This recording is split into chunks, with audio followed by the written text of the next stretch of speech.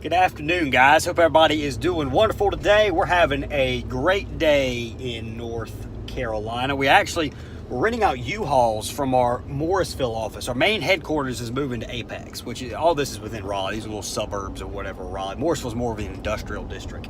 But we got great road frontage at our Morrisville office and our shop. So we're going to be doing U-Hauls there. We're going to have our truck dispatch at that office. And then so he's going to be keeping up with all the jobs throughout the day, all the crews, all three locations. That'll be done out of the Morrisville office. He's got our selling stuff where we're now selling items. He's got the stories running, and then renting U-Hauls. So that one guy right there is going to be busy with that stuff. So we got the U-Haul stuff kind of set up today. We'll keep everybody and update everybody on how that goes. We're a little intrigued to see how it's going to work out. How much money can you really make doing U-Hauls? What kind of issues do you have, problems, that sort of deal. So we'll definitely keep everybody updated on that. What I want to talk to everybody today about is customer complaints. They're going to happen, especially once you get, they're going to happen when you're on the truck, but especially once you get off the truck, some more complaints are going to rise. And I mean, all kinds of stuff, damage to property. That's a legitimate complaint. Showing up late, not making a courtesy call, showing up early without having first verified that was okay with the customer. Just all kinds of crazy stuff will come up in the form of a complaint.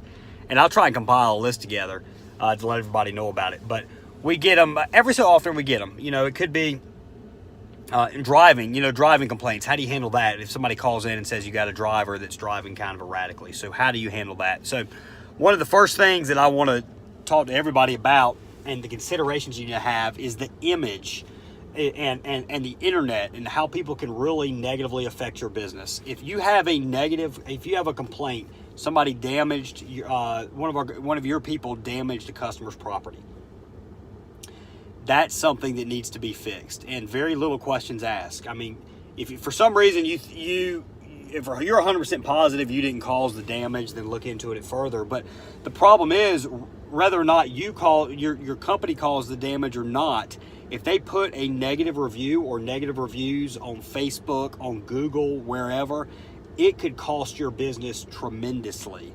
So most of the time, you want to take the complaint, field it, let the customer know, hey, let me look into this, get the exact details of what's going on. Do you have pictures you can send me? Let's figure out what's going on. Let me talk to my guys. We'll call you right back, and we'll work everything out and make it right for you. So that's the initial thing that needs to happen. And that needs to happen immediately. If a customer sends you an email, leaves you a message with the person answering your phones, or you pick up the phone and talk to them, your initial reaction needs to be that. It needs to be, we're going to fix this. We're going to make it right. We're going to figure out what happened and address it. So that right there, because what will happen is if you ignore it, or even if you don't ignore it, if you try and gather information first before you respond, then that customer could just be brewing. That issue, it could just be building inside of them, and all of a sudden they go on a Twitter and Facebook rampage, just blasting your business, post negative reviews everywhere they can. And once those reviews go up, it's very hard to get them off. You have to one, fix the customer's problem, and two, actually get the customer to follow through to remove the reviews. And even if the customer says they will, sometimes they just don't take the time to do it. So always contact the customer, let them know, give me just a little bit of time, figure out exactly what's going on, and then we'll make the situation right.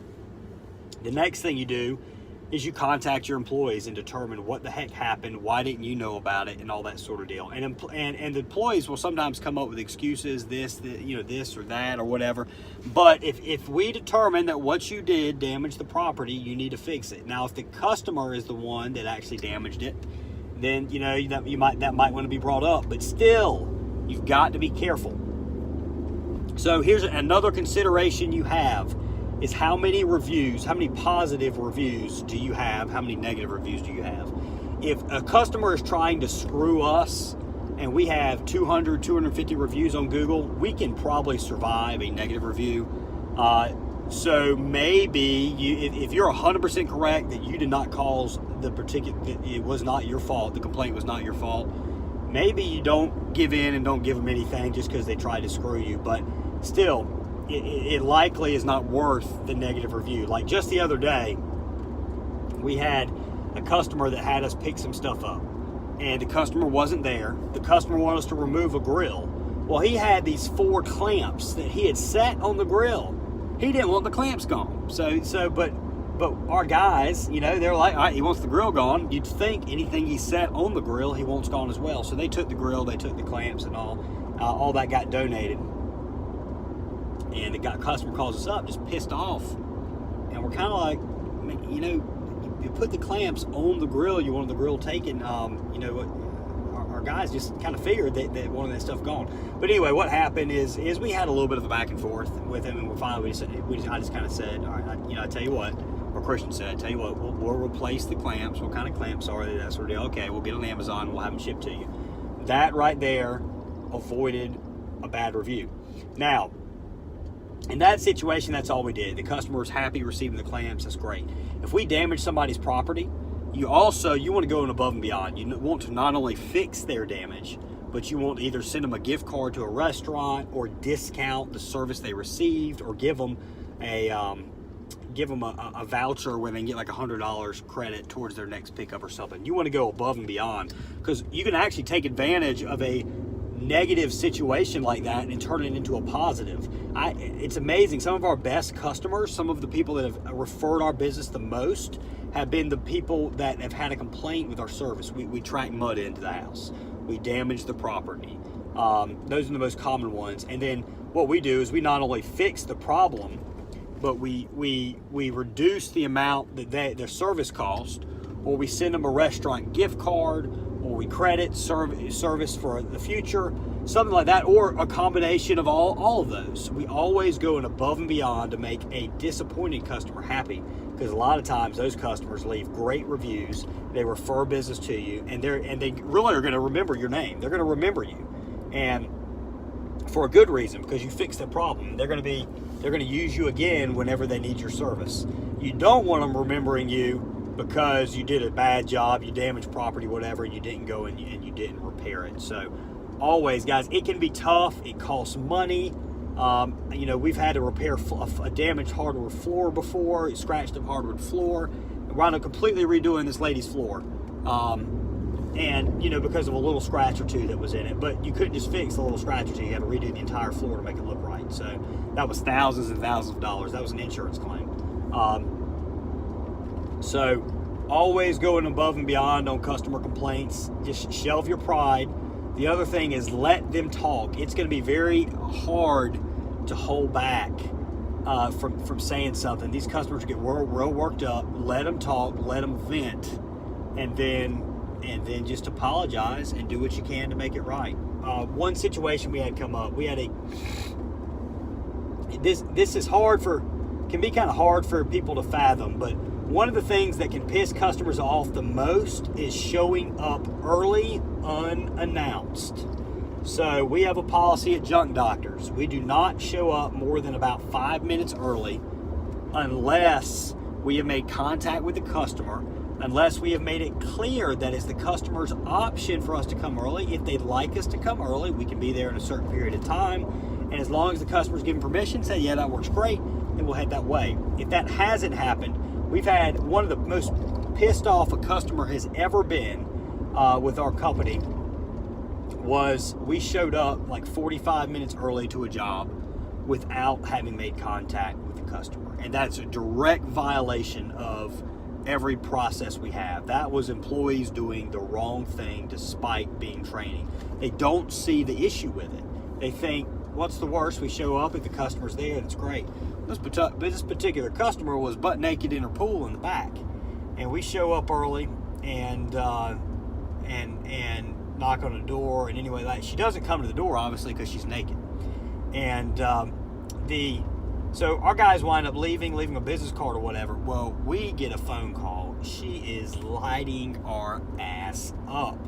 And we wound up not doing the job. Even though I told her we'd come back and do the job for free, she absolutely wanted nothing to do with us. Was it an overreaction on her part? Yes, of course. But did we make a serious mistake? Yes, we did. And those employees got a big time chewing out from me. I kind of told them, I said, listen, I just got my ass chewed out for the past 15 minutes over this, so I'm going to chew your ass out. That is directly against everything you've been taught. You have to make contact with the customer before they come show up early, and this is why. And it blew their mind that anybody acted like that. But that's what you have to make sure that your employees understand, is there are some completely irrational people out there. But at the same time, we tell them we're going to call when we're on the way. We're going to arrive between a certain time. So that means we're not going to be late. We're not going to be early. If we show up early, we can really catch customers in a bad situation. So that's one situation you really want to try and avoid. I'm going to do a Junk Removal Made Simple episode on this, on common situations that customers can complain about. And that'll be a very valuable episode. We'll get that out. But right now, what I want to drive home and make clear to everybody is go above and beyond to fix a mistake. Don't argue with the customer. Make communication very quick, very prompt. Listen to them. Don't interrupt them. And that's really going to pay dividends on your business. If just a couple reviews, guys, can sink the amount of new customers you get. Just a couple of reviews can ruin your reputation. It used to be, they said that every one negative experience a customer had, they would tell 10 of their friends. The problem is now with social media, it can be thousands of their friends or people they know. Social media and Google, it can be thousands of people they know or don't know.